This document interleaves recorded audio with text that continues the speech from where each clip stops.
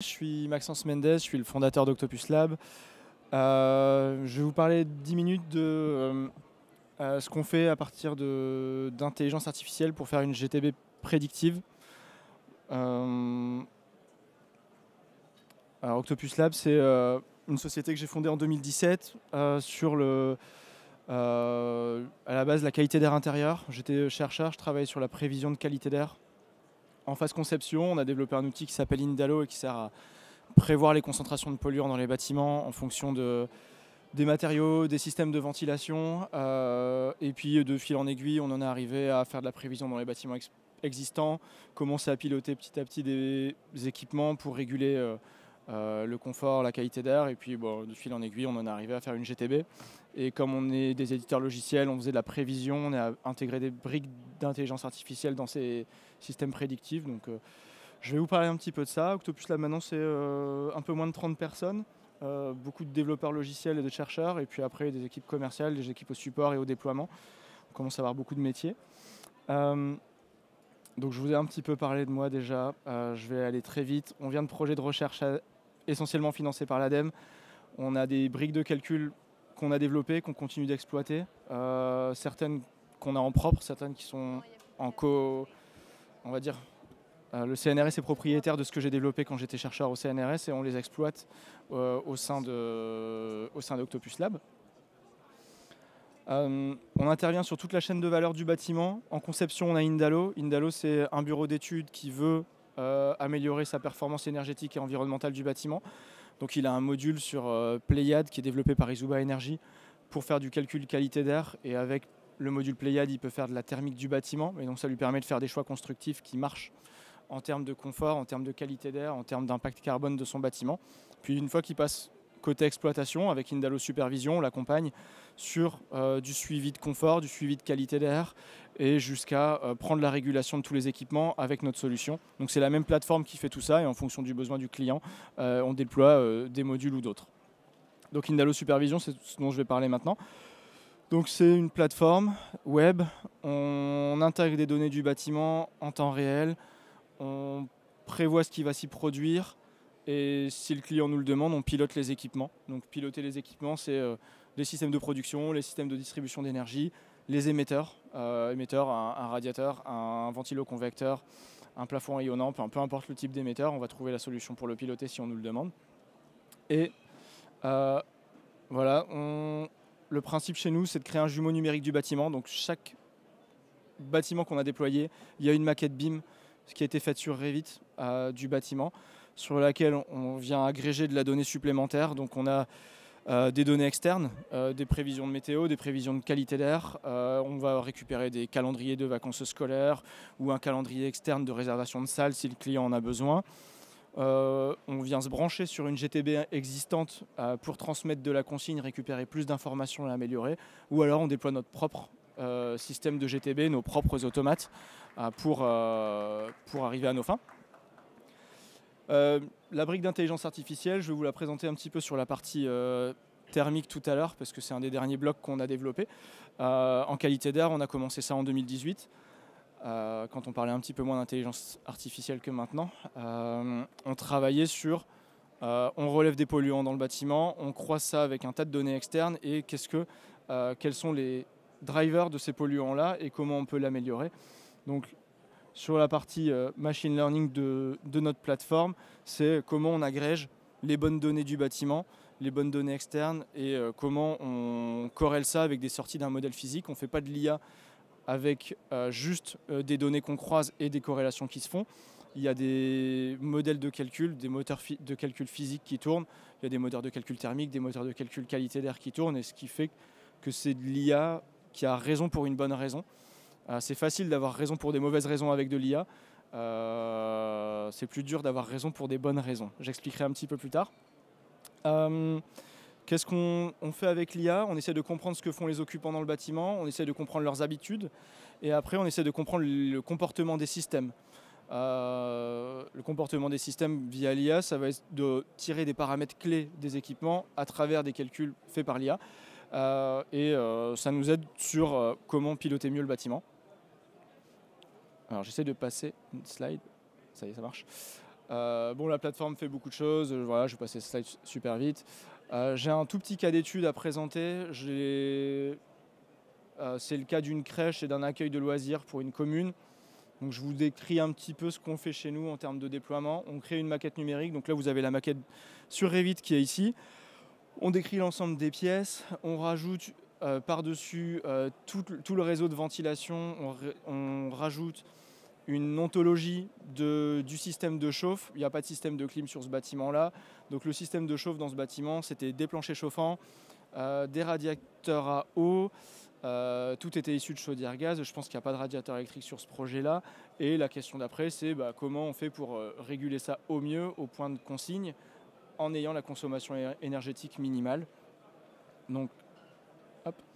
On a déployé des capteurs. On a déployé des thermostats ou têtes thermostatiques connectées.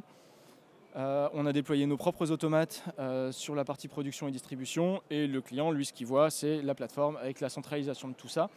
Et donc toute l'intégration est faite par nos ingés qui met en musique toute la logique entre ce que le capteur remonte, dans quelle zone il est, comment ça corrèle avec ce que veut l'utilisateur sur son thermostat et qu'est-ce que ça déclenche sur l'automate en termes de régulation.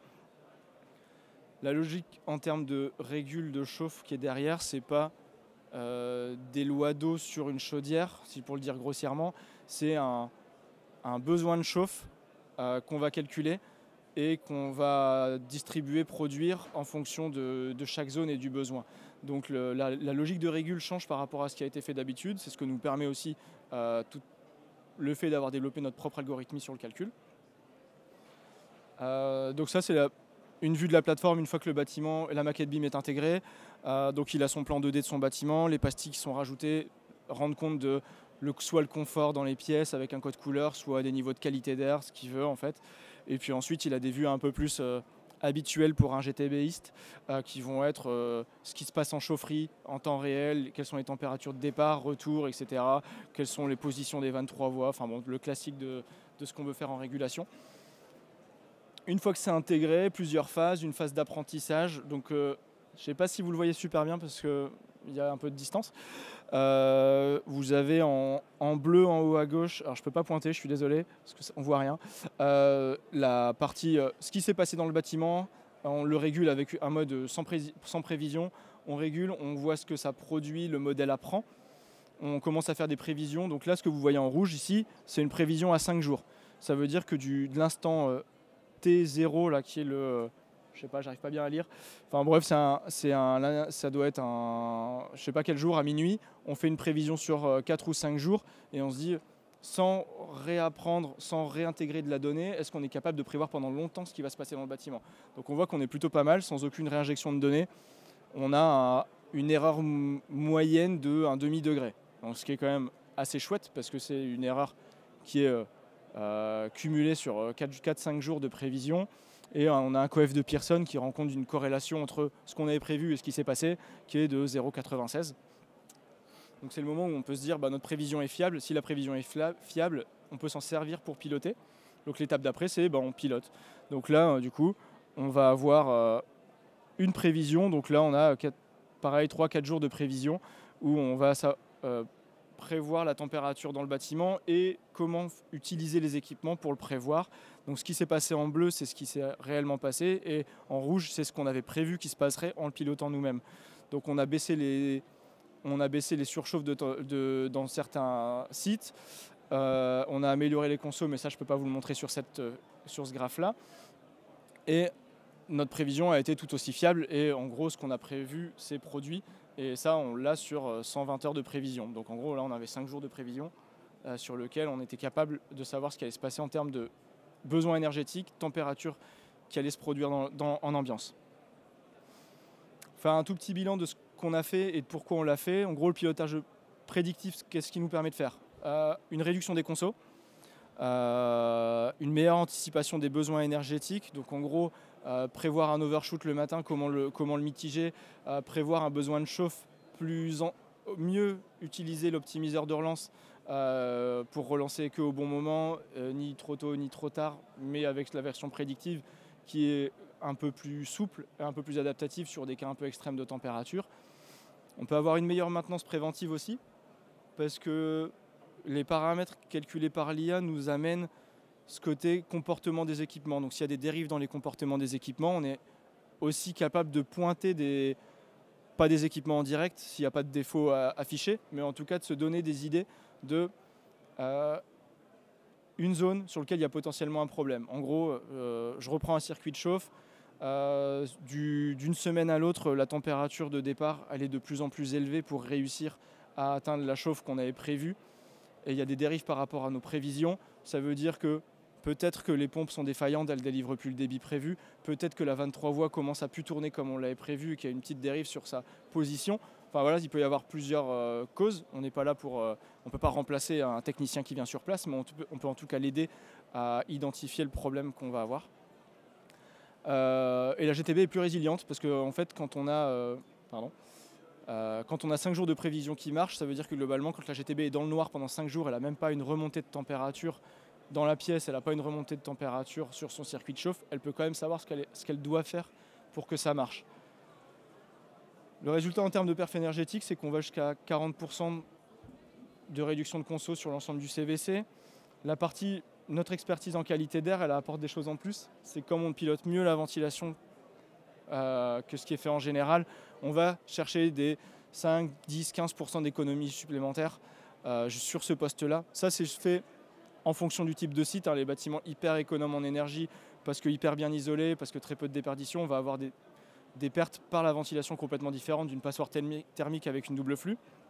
Et on a un petit bonus sur la partie santé, qui est que si la GTB qu'on a déployée a des capteurs de qualité d'air et qu'on pilote aussi en fonction de la qualité d'air, on peut aussi mitiger des pics extérieurs, ne pas les faire rentrer en baissant la ventilation, avoir de la performance énergétique en plus par là, où on peut avoir un objectif CO2 dans les pièces plutôt que juste un débit réglementaire par occupant. Voilà, donc je pense que j'ai bientôt terminé. Je ne sais pas combien de temps il me reste en fait. 2 minutes, je vais m'arrêter pour les questions, si vous en avez. Et s'il n'y a pas de questions, je vous ai libéré plus tôt.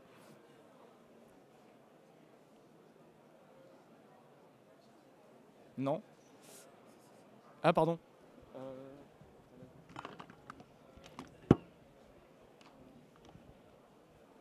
Oui, j'avais une question. Ça met combien de temps à se mettre en place votre couche supplémentaire pour l'apprentissage et tout ça avant d'être effectif chez le client? Du coup, je vais pas m'écouter.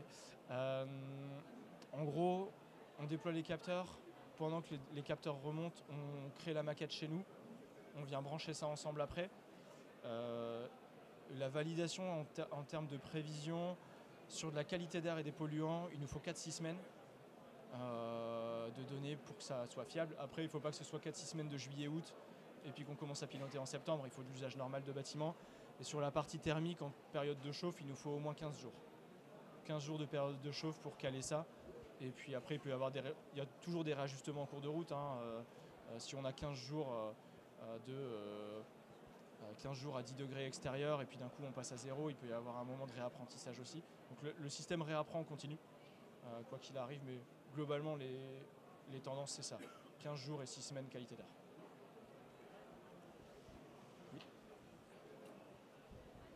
Oui, merci bien pour la présentation.